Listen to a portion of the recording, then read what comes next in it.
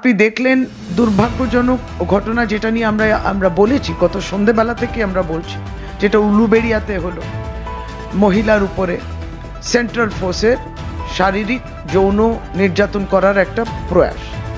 তারপরে রাত হতে না হতে জাঙ্গিপাড়াতেও দেখলাম একবারই বাড়িতে ঢুকে সেন্ট্রাল ফোর্সের এই কীর্তিকলাপ আমরা দেখলাম। প্রধানমন্ত্রীও গতকালকেও এসছিলেন, আজকেও তিনি এলেন, কিন্তু স্বাভাবিকভাবে তিনি কিন্তু এই সেন্ট্রাল ফোর্স নিয়ে তিনি কোনো বক্তব্য রাখেননি এবং এই ধরনের আচরণ সেটা নিয়েও তিনি কিন্তু কিছু বললেন না।